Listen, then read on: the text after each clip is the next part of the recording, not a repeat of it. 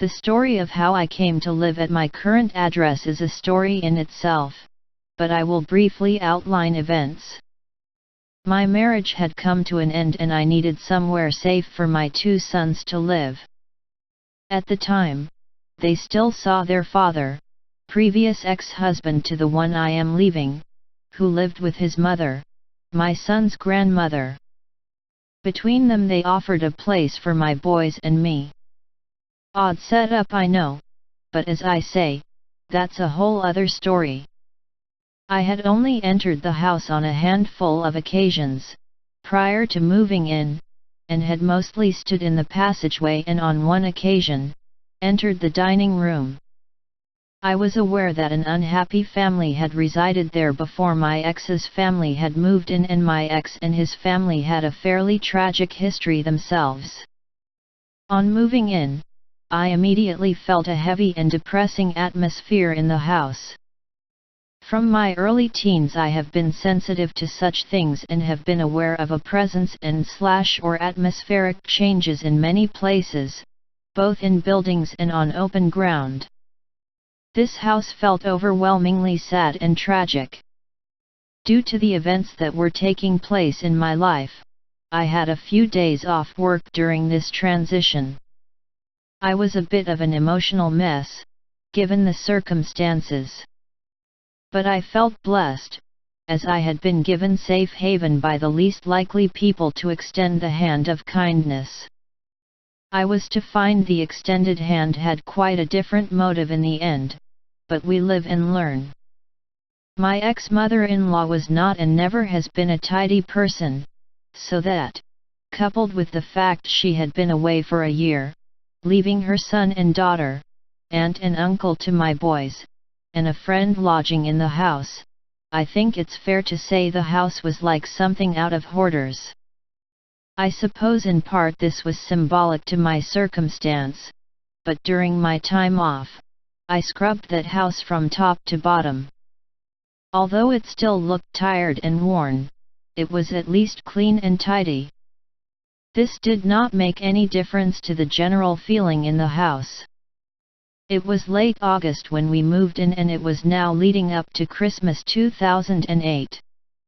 In the few months we had been there, I was already convinced there was some sort of entity in the house, although I did not know what. My ex-mother-in-law was certain something was going on, as odd things had started almost as soon as she had returned from her travels.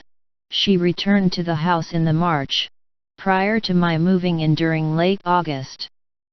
Objects would go missing, the house would be turned upside down, but to no avail, only for the item to turn up in the exact spot it was thought to have been left in, days, sometimes weeks later.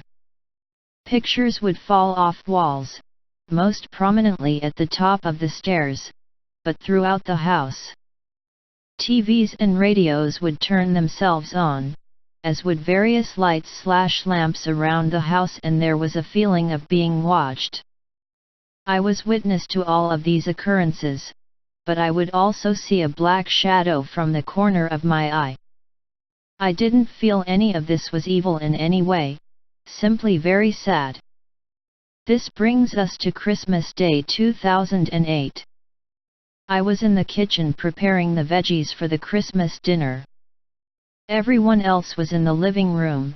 The kitchen and living room are separated by the dining room, but you can see through all rooms from the kitchen door. The kitchen door was open as it's a small kitchen that gets sound alike when the oven's on. As I was merrily peeling the spuds, I was suddenly aware of someone behind me. That intuitive feeling we all have from time to time. My current partner tries to sneak up behind me, but I always know he's there, even if I don't see him. It was very much like that feeling. I felt and heard breath on my neck, and at that point I started to turn my head around, believing it was my son's father.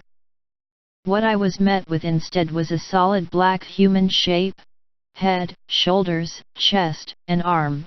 I did not look down to see if there were legs, etc. that simply winked out as soon as I had turned around completely, and with it that feeling of someone being there was gone. I had harbored a gut feeling of who this was before this event, but this seemed to cement it for me, and I wholeheartedly believed my gut instinct of this being my son's father's brother, who had taken his own life whilst I was carrying my first son, so this would have been 17 years since his passing. My ex-mother-in-law personally took the blame for his suicide, believing she could have helped him more and had always felt he was still around and had put this activity down to him.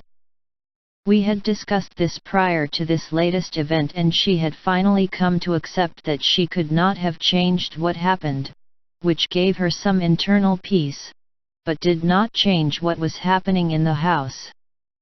I believe his presence and the overall negativity of the occupants of the house was the cause of all that was going on. With the permission of my ex-mother-in-law, my mother made contact with her departed son, who wanted to tell her he was happy and she had nothing to worry about, amongst other things, but I won't publish them as they were of a personal nature and not for me to tell. Then a cleansing was performed to expel all of that negative energy. By this time, I should add that my son's father had moved out of the house, so it was just my son's ex-mother-in-law and me living in the house. Soon after, she moved on to Pastures New, USA, and we had the house to ourselves. Things still happen, but very infrequently, and the oppressive atmosphere has dissipated. I'm sure it's the boy's uncle checking up on them from time to time. Perhaps it will stop for good once they finally fly the nest.